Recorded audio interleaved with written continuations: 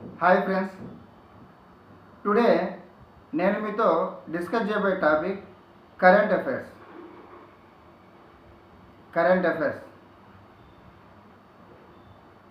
ఈ కరెంట్ అఫైర్స్ని సింపుల్గా చెప్పాలంటే గిన మహాసముద్రం. అంటే కరెంట్ అఫైర్స్ యొక్క పరిధి పెద్దదా, మహాసముద్రం యొక్క పరిధి పెద్దదా? బౌండరీ కరెంట్ అఫైర్స్ యొక్క బౌండరీ పెద్దదా, మహాసముద్రం యొక్క బౌండరీ పెద్దదా అంటే 100% కరెంట్ అఫైర్స్ బౌండరీ పెద్దది. అంటే మహాసముద్రానన్నా ఈదగలము కానీ కరెంట్ అఫైర్స్ని కంప్లీట్ చేయడం మాత్రం ఇంపాసిబుల్. అంటే ఇక్కడ నేను చెప్పదలుచుకుంది ఏంటంటే కనుక చాలామంది కరెంట్ అఫైర్స్ని ఒక మహాసముద్రంతో పోలుస్తారు అన్నది ఇక్కడ పాయింట్. కరెంట్ అఫైర్స్ని ఒక మహాసముద్రంతో ఎందుకు పోలుస్తారంటే కనుక అది ఒక చిక్కుముడు, అంటే క్లమ్జీతో కూడుకున్నటువంటి సబ్జెక్ట్. ఈ కాంపిటేటివ్ ఫీల్డ్లో చిక్కుముడులు అంటే ఒక క్లమ్జీతో కూడుకున్నటువంటి సబ్జెక్ట్ ఏదైనా ఉందంటే కనుక అది ఒక కరెంట్ అఫైర్స్ మాత్రమే. కానీ కరెంట్ అఫైర్స్ని కూడా మనము ఒక ప్యాటర్న్ ప్రకారం, ఒక పద్ధతి ప్రకారం చదివామంటే కనుక మనకు కరెంట్ అఫైర్స్కి కూడా ఆటోమేటిక్గా అర్థమవుతుంది. అందుకని అయిపోయాను ఇంపాసిబుల్లోనే ఉంది ఐఎమ్ పాసిబుల్. ఇంపాసిబుల్ని మనం ఒకసారి విడదీసి రాసుకుంటే ఐఎమ్ పాసిబుల్ అంటారు. కరెంట్ అఫైర్స్ సబ్జెక్ట్ని కంప్లీట్ చేయడమే impossible. So I'm possible. So ఏ విధంగా పాసిబుల్ చేయాలి అని ఈరోజు మనము డిస్కస్ చేద్దాం. నేను చేసే వీడియోస్ అన్నీ కూడా ప్రధానంగా కొత్తగా ఈ కాంపిటేటివ్ ఫీల్డ్కి వచ్చి ఈ కాంపిటేటివ్ ఎగ్జామ్కి ప్రిపేర్ అవుతున్నటువంటి అభ్యర్థులకు అర్థమయ్యే విధంగా వారిని దృష్టిలో పెట్టుకొని మాత్రమే నేను వీడియో చేయడం జరుగుతుంది. కొత్తగా కాంపిటేటివ్ ఫీల్డ్కి వచ్చి కాంపిటేటివ్ ఎగ్జామ్స్కి ప్రిపేర్ అయ్యేటువంటి అభ్యర్థులను దృష్టిలో ఉంచుకొని నేను వీడియో చేయడం జరుగుతూ ఉంటుంది. ఓకే ఫ్రెండ్స్, ఈ వీడియో చివరి వరకు ఎక్కడ స్కిప్ చేయకుండా చూడండి. నచ్చితే లైక్ చేయండి, తప్పకుండా సబ్స్క్రైబ్ చేయండి. సో కరెంట్ అఫైర్స్ ఇంపాసిబుల్ని ఐఎమ్ పాసిబుల్ లాగా ఎలా మార్చాలి అనే టాపిక్లోకి వెళ్తే, సో కరెంట్ అఫైర్స్ అనగానే చాలామంది అభ్యర్థులు కన్ఫ్యూజ్ అయిపోతుంటారు.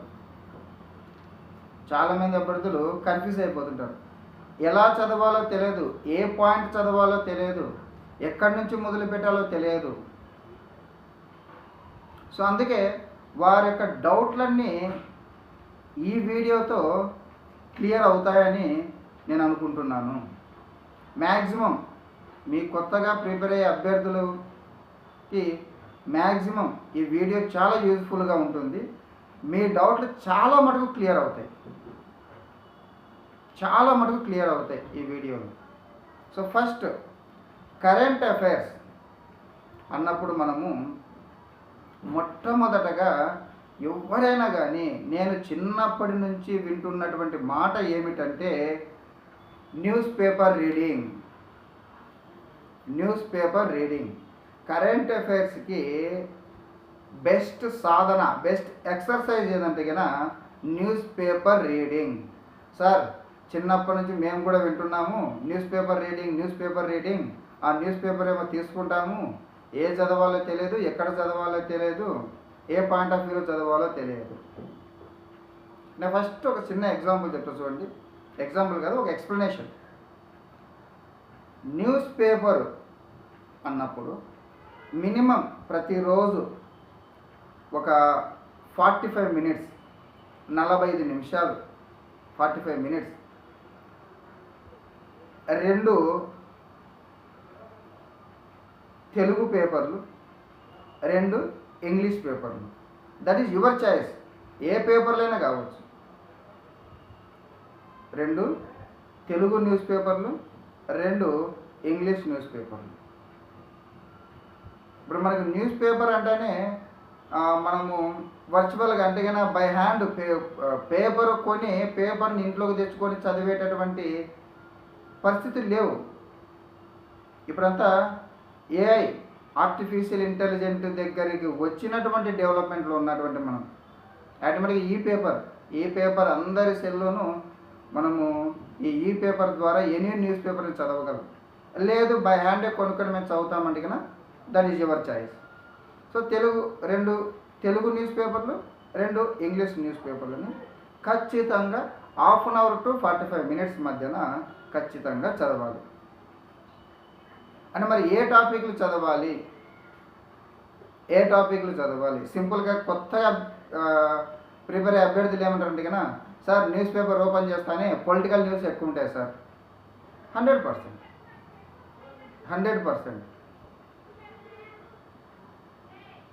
వాటితో నీకు అవసరం లేదు, పొలిటికల్ న్యూస్తో నీకు అవసరం లేదు. ఫర్ ఎగ్జాంపుల్ రీసెంట్గా న్యూస్ పేపర్లలో నేను నోట్ చేసుకున్న పాయింట్ చెప్తాను చూడండి. అగ్నిగోళమై రగులుతున్న పశ్చిమాసియా,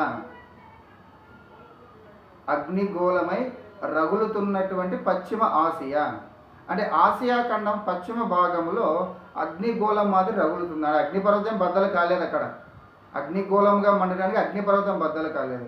సో పశ్చిమ ఆసియాలో అగ్నిగోళం అంటే అక్కడ ఏమవుతుంది? అక్కడ ఇజ్రాయిల్ పాలస్తీనా యుద్ధం దాదాపు లాస్ట్ 1 year నుంచి నడుస్తూనే ఉంది.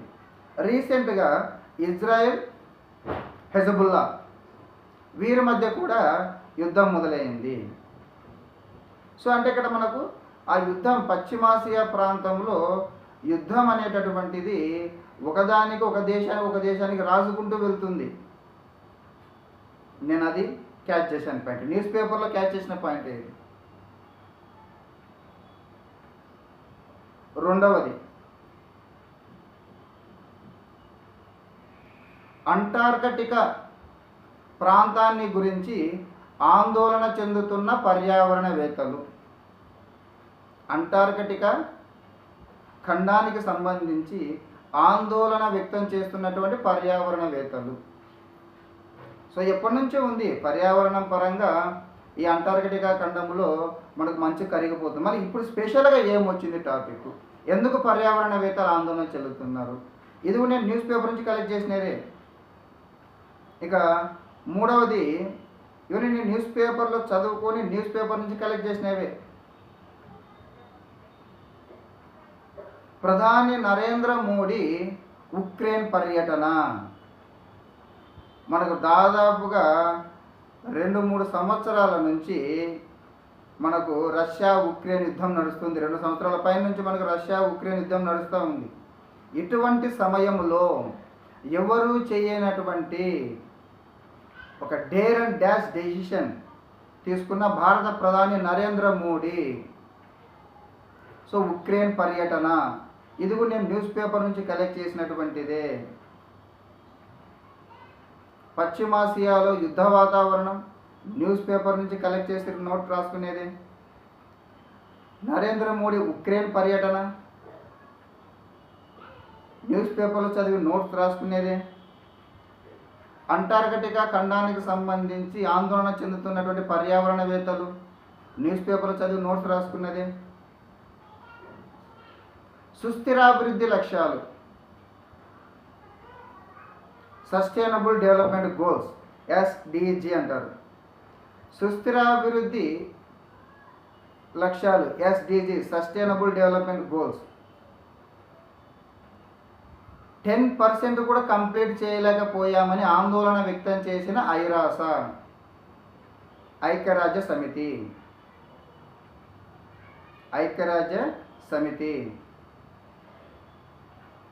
సో కొన్ని దేశాలు కనీసం 10% కూడా రీచ్ కాలేకపోయాయంట. కొన్ని దేశాలు 10% కూడా సుస్థిరాభివృద్ధి లక్ష్యాల్లో పెట్టుకున్నటువంటి టార్గెట్లో 100% టార్గెట్లో 10% కూడా రీచ్ కాలేకపోయాయని ఆందోళన వ్యక్తం చేసిన ఐక్యరాజ్య సమితి డైరెక్టర్ జనరల్ యాంటోనీ గుటెరస్. చూడండి సింపుల్గా ఇవి న్యూస్ పేపర్ నుంచి కలెక్ట్ చేసినవే. మనకు న్యూస్ పేపర్లో పొలిటికల్ న్యూస్ ఉంటాయి, మనకు అవసరమైన కరెంట్ అఫైర్స్కి సంబంధించినటువంటి న్యూస్ కూడా ఉంటాయి. సో అవి మనకి ఎక్కడ మనకు ఆ న్యూస్ పేపర్లో సింపుల్గా కొత్తగా అభ్యర్థులకి మ్యాక్సిమం మనకు ఫ్రంట్ పేజీలో 90% పొలిటికల్ న్యూసే ఉంటాయి. 90% పొలిటికల్ న్యూసే ఉంటాయి. 2, 3, 4 ఆ పేజీలలోకి వెళ్ళినప్పుడు ఈ మెయిన్ పేజీ యొక్క కంటిన్యూటీ ఉంటుంది.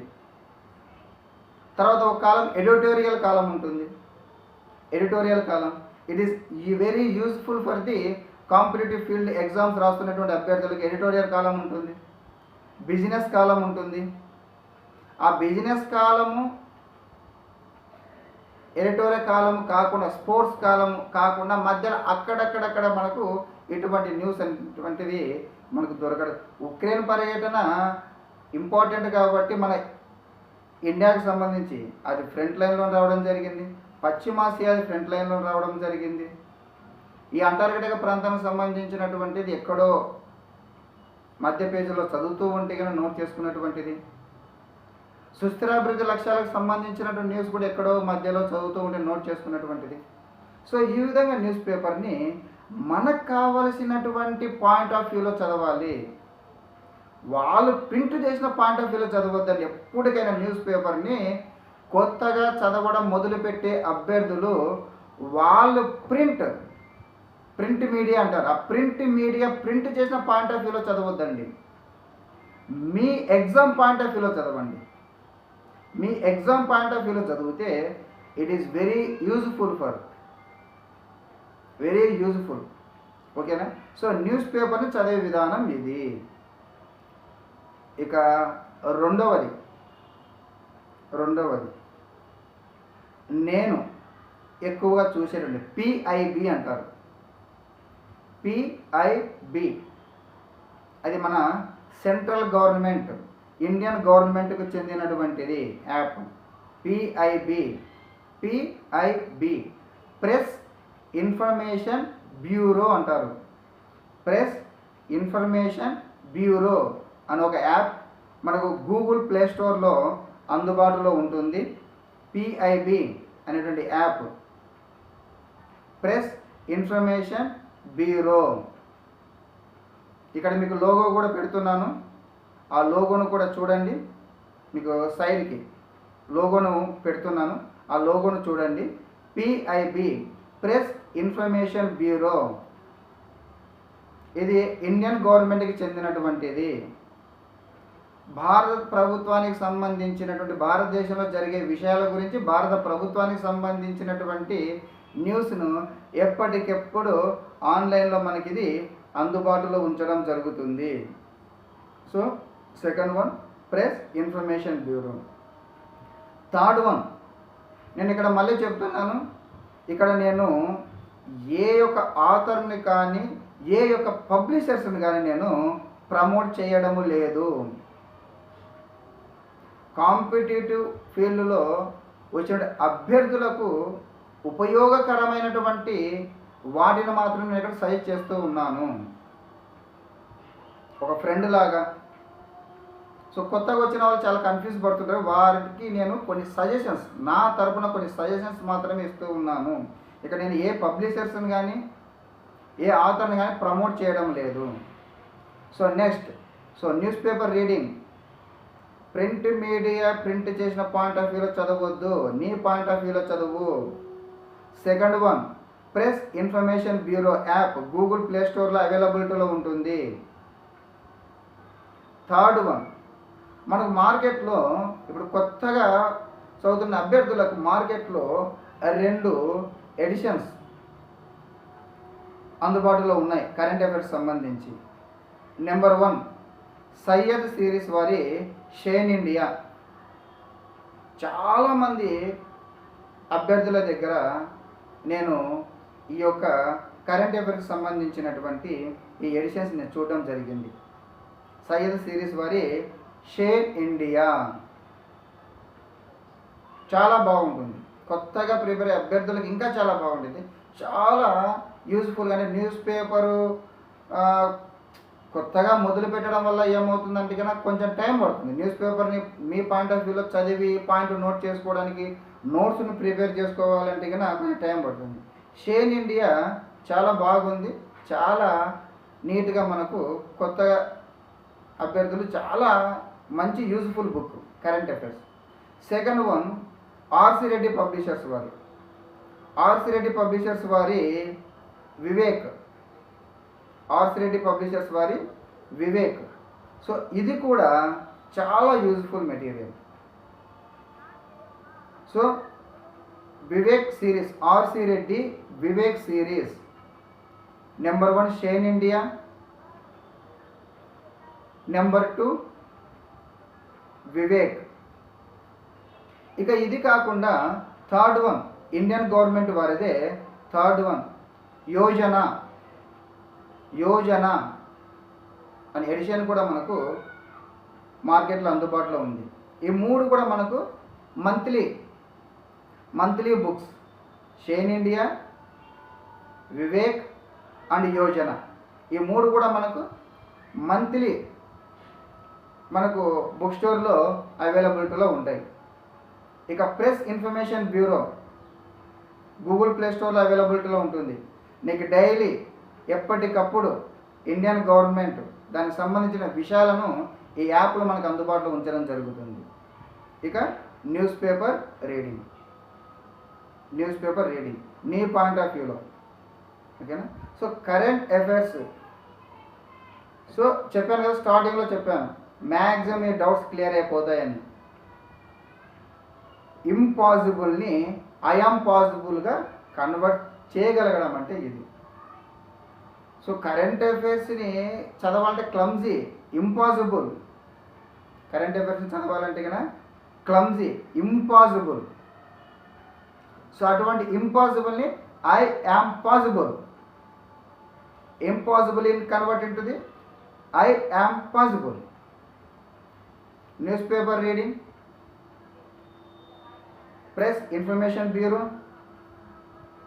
Shane India, Vivek, Yojana. Maximum 99.9% current అఫైర్స్కి సంబంధించిన టాపిక్స్ అని ఈ 5 ద్వారా నువ్వు గ్యాదర్ చేయవచ్చు. నీ కాంపిటీషన్ ఎగ్జామ్లో 100కి 80% అబోవ్ మార్క్స్ గెయిన్ చేయగలవు. ఈ 5 నుంచి నువ్వు ఒక లైన్లో ఈ 5 చదివితే గినా 100%కి 80% అబోవ్ మార్క్స్ని గెయిన్ చేయగలవు. నేను మళ్ళీ చెప్తున్నాను, కొత్తగా కాంపిటేటివ్ ఎగ్జామ్లో, కాంపిటేటివ్ ఫీల్డ్లో, కాంపిటేటివ్ ఎగ్జామ్స్ రాస్తున్నటువంటి అభ్యర్థులు నా వీడియోని A to Z మీరు ఫాలో అయ్యారు అంటే గినా ఫస్ట్ అటెంప్ట్లోనే మీరు మీ గోల్ రీచ్ కాగలరు. ఫస్ట్ అటెంప్ట్లోనే మీరు మీ గోల్ రీచ్ కాగలరు. అది గ్రూప్ 2నా, ఎస్ఐయా, కానిస్టేబులా, సచివాలయం జాబ్సా, గ్రూప్ 3నా, గ్రూప్ 4ఆ, ఇఫ్ ఎనీ అదర్ కాంపిటేటివ్ ఎగ్జామ్సా, ఏవైనా కానీ మీరు అప్లై చేసిన దానిలో కనీసం ఏ వ్యక్తి అయినా కొత్త కాంపిటేటివ్లో 2-3 అప్లై చేస్తారు. ఎస్ఐకి అప్లై చేసింటాడు, కానిస్టేబుల్కి అప్లై చేసింటాడు. మ్యాక్సిమం అభ్యర్థులు ఎస్ఐ, కానిస్టేబుల్ 2 దానికి అప్లై చేస్తారు. ఖచ్చితంగా ఈ రెండింటిలో దేంట్లో దాంట్లో మీరు ఖచ్చితంగా మీ గోల్ని మీరు రీచ్ కాగలరు. నా వీడియోస్ని A to Z, కరెంట్ అఫైర్స్ని ఎలా చదవాలి, హిస్టరీని ఎలా చదవాలి, ఏ పాయింట్ ఆఫ్ వ్యూలో చదవాలి, పాలిటీ, ఎకానమీ, జియోగ్రఫీ, ఓకేనా ఫ్రెండ్స్. ఇంతవరకు మీరు ఈ వీడియో చూశారంటే కనుక ఖచ్చితంగా మీకు నచ్చిందని నేను అనుకుంటున్నాను. మీకు ఈ వీడియో నచ్చితే లైక్ చేయండి, సబ్స్క్రైబ్ చేయండి, తప్పకుండా సబ్స్క్రైబ్ చేయండి. నా వీడియోలన్నీ కూడా ఎప్పటికప్పుడు మీకు అందుబాటులో ఉంటాయి, మీకు చాలా యూస్ఫుల్గా ఉంటాయి. తప్పకుండా సబ్స్క్రైబ్ చేయండి అండ్ షేర్ చేయండి. Thank you friend, all the best.